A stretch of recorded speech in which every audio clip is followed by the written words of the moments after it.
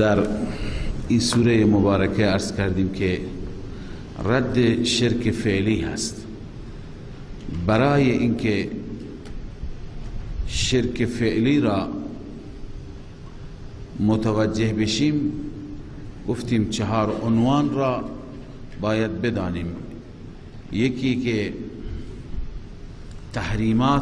تحریمات الله یا تحریمات الهی، به اون مسائل گفته می شود که خداوند اونها را حرام قرار داده.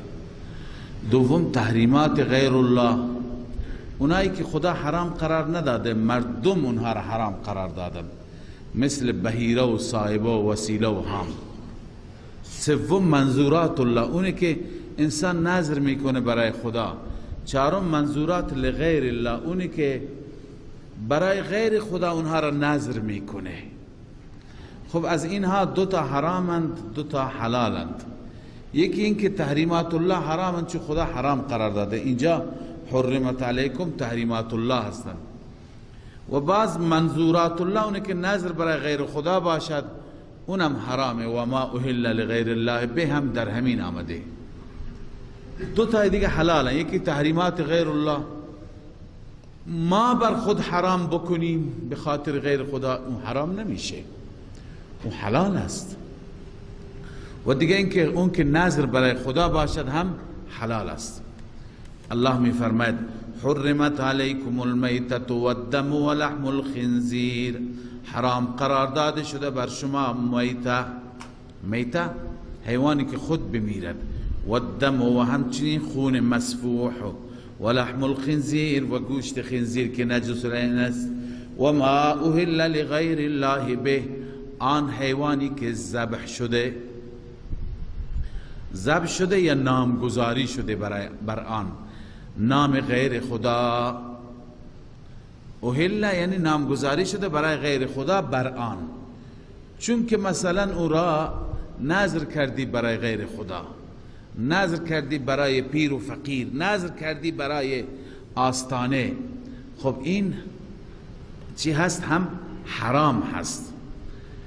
این عرض کنم که یکی این هست، یکی دیگه میخوانیم و ما ذبح علی النصب، این که بر جایی که از نماد شرکی هست اونجا برده بشه، کشته بشه، هر 2 حرام هستن.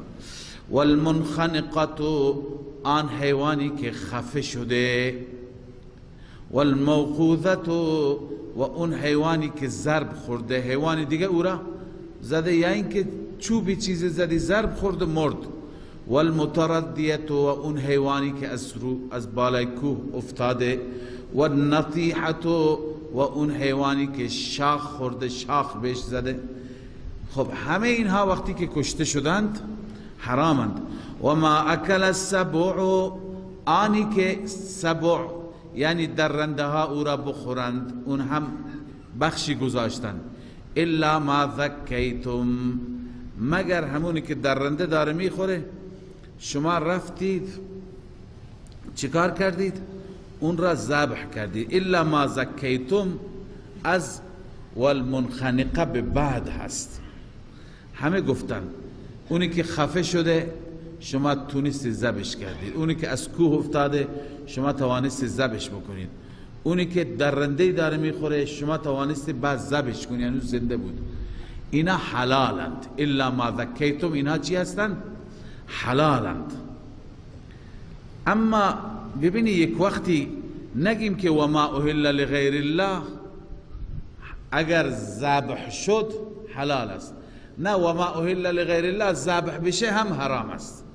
و الا اگر شما بگید و ما اهل لغیر الله، از اونجا پس و لحم الخنزیر را هم اگر ذبح بکنی حلال میشه،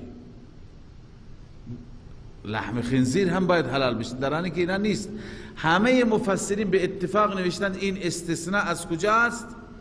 والاستثناء یرجع الى المنخنقه و ما بعدها. مدارک این الا ما زکیتم استثناء برمیگردد از والمنخنقه به بعد. بعضی از مفسران مثل حضرت علی ابن عباس قال علی و ابن عباس و الحسن و قتاده و ابراهیم و طاووس و عبید بن عمیر و الضحاک و ابن زید و الجمهور همه معتقد هو راجع الى المذکورات ای من قوله والمنخنقه، اون حیوانی که ذبح بکنی و حلال میشه از منخنقه به بعد است. ما اهل را اگر ذبح بکنی هم حلال نمیشه. ببینید یکی دیگه از صورت هایی که ما اهل هست و ما ذبح علی النصب، و اون حیوانی که بر نصب ذبح بشه اونم حرامه. مردم در گذشته چیکار میکردند؟ بر بعضی از جاهایی که شرک انجام میگرفت اونجا میبردند حیوانات را میکشتند، مثلا بر مزار سلطان، بر سنگی، بر قبری، بر درختی، بر اینا هم نمادهای شرک هستند، نمادهایی هستند که مردم اونجا میشینن شرک میکنند. لذا حیوانی را که در اونجا ببری بکشی این هم چی هست؟ این هم حرام است. خیلی هستند، قبلا خدمت شما توضیح دادم، بسیاری هستند که امروز به وسیله شیاطین فریب داده می شوند. مثلا بعضی مردم دنبال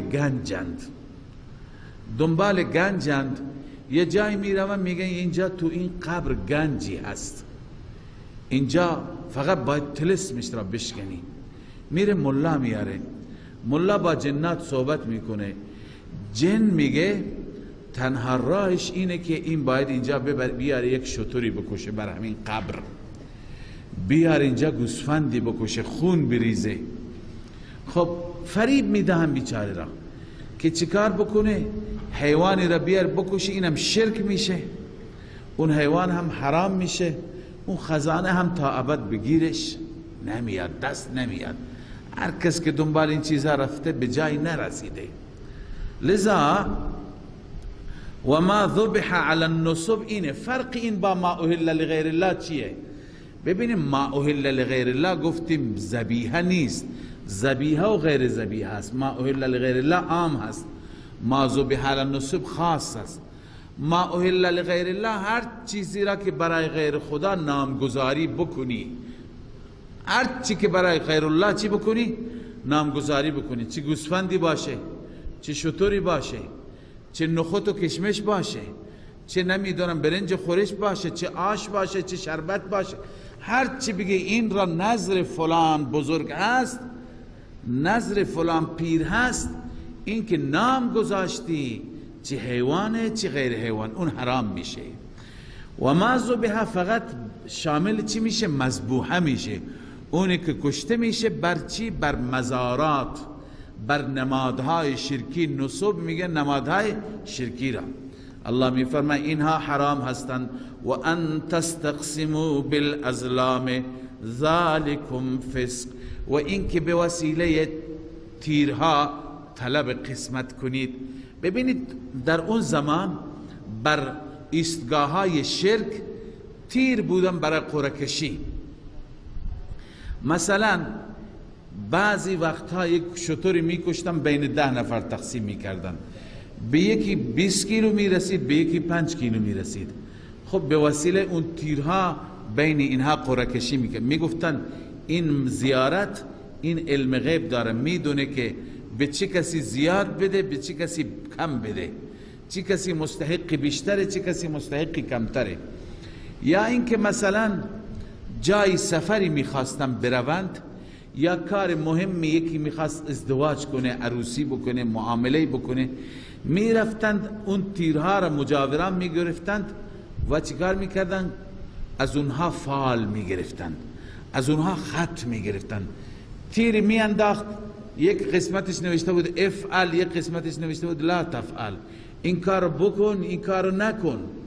لذا اینها را مفید میدانستند، اینها را در خیر و شر مؤثر میدانند. خیلی مردم اصلا الان فال میگیرند، اگر اعتقاد داشته باشند که خیر و شر به دست اینهاست. یه پرنده کوچیکی هست، اون چیکار میکنه؟ کاغذی با نوکش بر میداره، اون آموزش دادن، دیگه چیزی نمیدونه. مردم معتقدن که این کاغذ این میدونه. خب این فال اگر با این عقیده باشه این غلط است. این همون میشه که به وسیله تیرها مشرکین میگرفتن. ذالکم فسق، الله میفرماید این فسق است. فسق به معنی درجه کامل یعنی کفر. درجه کامل فسق یعنی خروج عن الدین، کفر.